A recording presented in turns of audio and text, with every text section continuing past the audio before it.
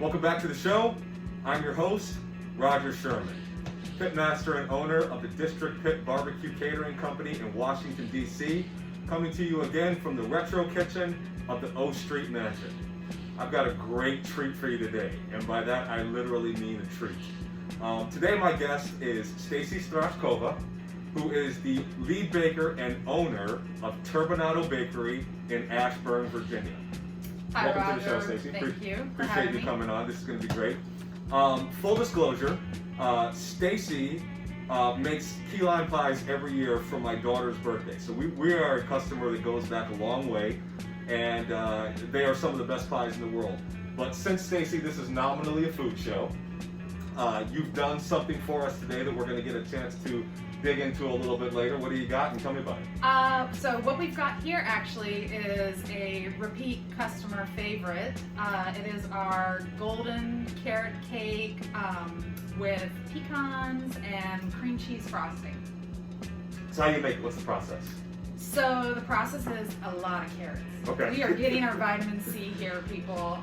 It's packed full of protein with the nuts, but really all of my baked goods are made with love and pretty much natural whole ingredients. The whole reason why I got into Turbinado was actually established in 2013, and it's called Turbinado because it's sugar in the raw. I wanted to be able to enjoy baked goods where I knew there wasn't any bad stuff in it. No corn syrup. I know people love the fondant. The fondant's beautiful for like decorating, but I just didn't want any of that. I just wanted whole, natural, good stuff. So these are actually cupcakes. I had a client yesterday made a smash cake for a baby, and I feel 100% comfortable knowing that a 2-year-old is enjoying the same treat that we're going to enjoy. I have no idea what a smash cake is. So a smash cake is really big with 1-year-old birthdays or a 2-year-old where it's a tiny cake. That they're going to smash. And that they get to smash. Okay, that makes sense. And enjoy in the raw, they get to enjoy. So this is what I kind of want to get into. So I'm a barbecue chef. Everybody knows that. There are people who are intimidated by doing barbecue because they're worried about, are they going to burn things up? They're worried about maintaining the fire. They don't know how long things should be out there. I'm obviously not intimidated by barbecue because I've been doing it forever. I am actually intimidated by baking. I don't bake anything at all. I barely measure anything. It's just the science of baking is beyond me. So from somebody who is a very experienced baker, talking to somebody who doesn't bake at all, what are the type of things that you would tell me to try to help me understand that it's maybe not as hard as I think it is? Baking's not hard at all because you're basically following instructions, right? You've got your recipe. Sometimes you can add and tweak once you feel comfortable, but just like barbecue, you're making sure the temperature is accurate. You know your hot zones and your smoker, and so it's really a matter of kind of watching and knowing your smell.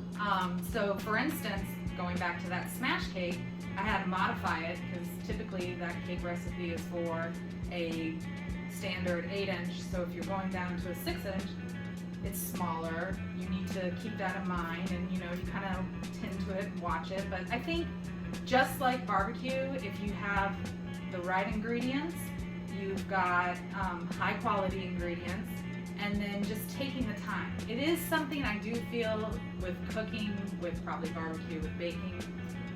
For me, it's therapeutic, and I find that if you really slow down and like focus on what you're doing, which I'm sure that's what you do with barbecue, then you're gonna have a good product.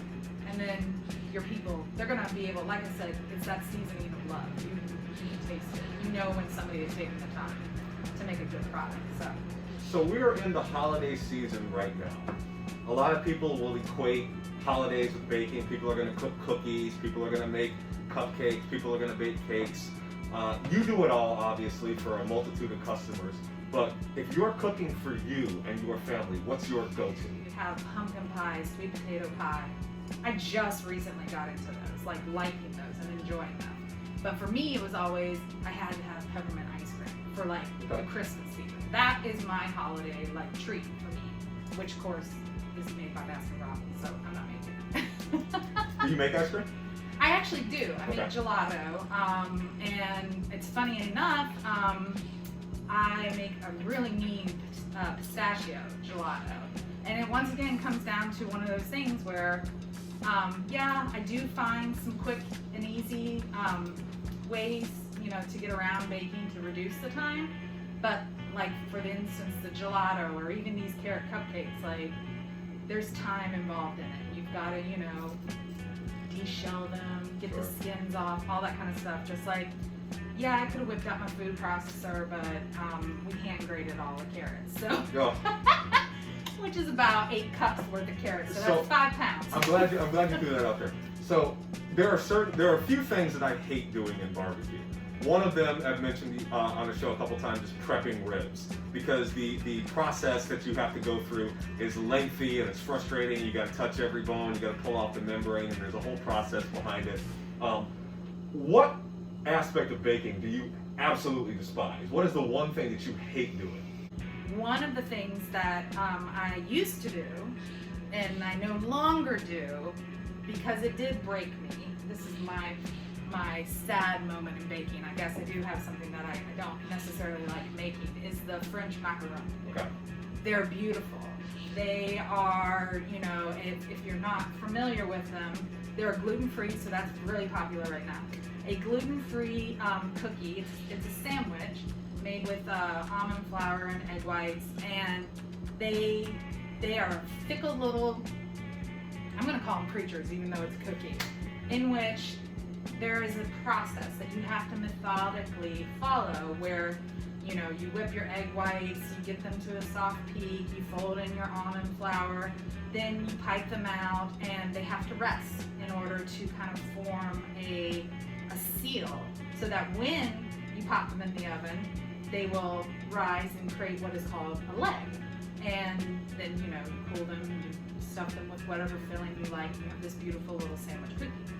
Problem is, you can follow every step, and then once you stick it in the oven, your oven could be off. Or it could be rainy, like the fateful day that that was calling it quits. And I did not realize that rain and the humidity would impact the cookies. And so even though I had followed all the steps, pulled them out of that oven, things were cracking left and right, and they weren't usable. So Off the menu. Off the menu altogether. Love them, beautiful, but no more, sadly. So there's some aspects in there that I can get to. With barbecue, you know, you're cooking outside, so you're always at the mercy of the weather. If you're dealing with rain, that's terrible. If you're dealing with snow, that's terrible. If you've got wind, that is the worst possible condition. So I don't have to deal with wind. yeah, she doesn't have to deal with it. But the humidity in barbecue, we don't mind that, but it's just one of those things that's the differences between, you know, the two types of cooking that we've got going on. We are moving into the holiday season, and with the holiday season, like I said, there's traditions of baking and so forth and so on. What holiday traditions are you looking forward to that you've got coming up with your family? One of the things that my mother makes every Thanksgiving and Christmas is spoon bread. And I don't know if you are aware of spoon bread. I've never heard of it. Apparently it's a southern tradition. Okay. But a spoon bread is pretty much a souffle. My mom, with very meager, I'm always amazed by this, meager equipment. She's not even using, you know, the right pot. She uses a plastic spoon to do all the whisking and everything. But every year makes this spoon bread that is like a souffle, and I'm like, it's a Christmas miracle. How she's made it, I'm always amazed. So yeah, we will have a spoon bread. How about you? What do you do? Not a ton of tradition that we've kind of maintained. You know, Mom always cooks the same thing. She's got the turkey, the ham, and the stuffing, and the mac and cheese. But you know, now it's just kind of, at Christmas, it's just kind of whatever we decide we're going to do a week before. The one tradition that we do typically keep, and it's because of my oldest daughters, I love it. We always have that sparkling grape juice with dinner, which I'm always for because I do like sweeter drinks. I like sweet wines and stuff like that. You know, my kids, even though they're adults now, they're still not allowed to drink around me. Actually, they're actually not old enough to drink, so they shouldn't be drinking at all anyway. But that's one of the traditions that we have. Some of the other traditions that we have associated with at least Christmas. We always watch that silly A Christmas Story movie at least one time. It runs 24 hours. And we'll usually watch that. It'll be on in the background while I'm prepping to cook the dinner that I'm going to cook. And then we usually find ourselves somewhere around the midnight service if I'm not cooking for customers, because I'll typically have customers on Christmas Eve and sometimes on Christmas Day. So with the business, the tradition has slipped away a little bit. But my mom and my sisters all maintain a pretty traditional type of Christmas. But beyond that, there's not a ton. I would like to try, and I think it would be technically challenging for myself, is making a bûche Noël. And a bûche Noël is, in essence, a Yule log. Okay. So you make a sponge cake, you roll it out, and you decorate it like a little tree. I think that might be kind of fun. I also kind of feel like this may be the year, but once again, it depends on the weather, people, of making a croquembouche. A croquembouche is a French-style profiterole tree. So you're making all these little tiny profiteroles, and you glue them together with caramel sauce. And sounds easy enough. However, not so fun when you get hot caramel, which is basically hot sugar, on your two fingers, and they're burnt together, But, and also that year, once again, gotta love the weather. This is where we had a Christmas Eve, and it was 75 degrees. And so I'm coming from Ashburn out into Alexandria for a Christmas Eve party with my proud little croquembouche that I've made. And I even did hand-spun sugar, and it all just started to kind of melt. So I would like to kind of do that, this year again. So I'm glad you brought that little experience up here. You've been baking for a long time. Nothing ever goes perfectly. But can you give me a baking disaster? A baking disaster? What has happened to you where you were like, oh my God, maybe I'll never do this again? One year I made, they were little tiny chocolate espresso cups filled with chocolate mousse. And I'd gotten them to the party, and then it was time to have dessert, and I was super excited and pulled them out, and they fell all over the floor. So that definitely was a disaster. I will also say, as much, which it is kind of sad because this year we're not having this tradition, my sister-in-law is an excellent baker as well. And so every year we will have a gingerbread party. And she makes, from scratch, all of the gingerbread for the houses. Forget those gingerbread kits. Like, she's making it from scratch. Wow. And I have had the honor of helping her with this process. And gingerbread is very finicky too, because it can be too soft. So if it's too soft, you really can't build a house out of it, So I don't think I'll be making any gingerbread houses. That's one where it's sad that we're not having that party this year, but hopefully next year, And there are certain things too where I just know, sugar cookies, easy enough, but if you don't give them the time and they need to rest, sometimes they just spread out and they don't look anything like a tree or a snowman, like what you're looking for. The one, I haven't had a ton of cooking disasters, but barbecue takes long enough and it's slow enough where if you start to see a problem, you can usually work your way out of it. If you're cooking, things that are fatty like pork shoulder, it's pretty forgiving. The one culinary almost disaster that I had, I was cooking for a customer, and we were doing a whole bunch of meats, and we were going to do a few sides as well and put together a spread for them like we normally do. I usually smoke my mac and cheese. It's so good. And by that, I put it on the smoker. I prep it like I normally would. I put it on the smoker. It's got a great smoky taste to it. Cheese and dairy products take on smoke very well. But we were in a little bit of a hurry. I had a whole bunch of stuff on the smokers. I didn't want to fire up another smoker for the purpose of time. So I put the macaroni and cheese in the oven, and I didn't turn the oven on. Oh, yeah. And I didn't realize this for a half an hour until I went in there to take a look at it to see if it was crusting on top and realized I had never turned the oven on. And I went into swear mode and jump up and down and stomp mode. Yes. And what ended up happening is once I turned it on, you know, I had to pack everything up. You know, my wife and my sister, you know, waited for it to be done, and they brought it, and you know, we were all set up in no time at all. But it's just one of those lame brain moments because I do so little cooking inside that something as simple as, you know, something as difficult as lighting the fire and making the smoke happen is easier for me than pushing the button that says on. So there's my small culinary disaster. There are definitely been times of swearing, crying, this is not going the way that I thought it would, and then you do, you know, revert, you know, Yep. to plan B. But I will say that I think, like most cooking, you do need to prepare. And there are some tricks and tips, I think, for baking that are worth sharing.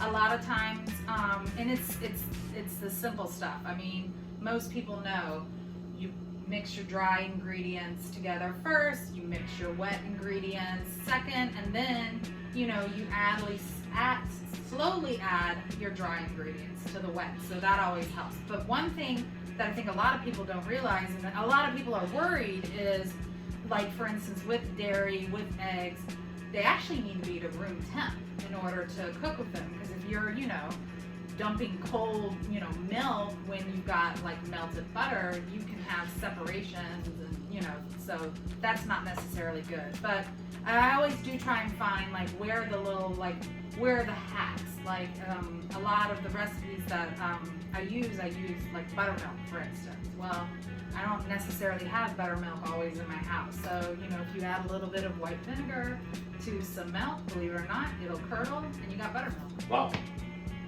See? Again, not something that I would have ever thought of or known. So Stacy, I want to say thank you for coming on the show. Thank you for having me. It's been a good time. I appreciate all the little baking tips. I feel like I could probably go and try to bake something now, maybe under the supervision of my wife and my daughters, who are a little bit better at baking than I am. And Stacy, once again, thanks for coming on the show. Thank you, and cheers. Cheers. Happy holidays.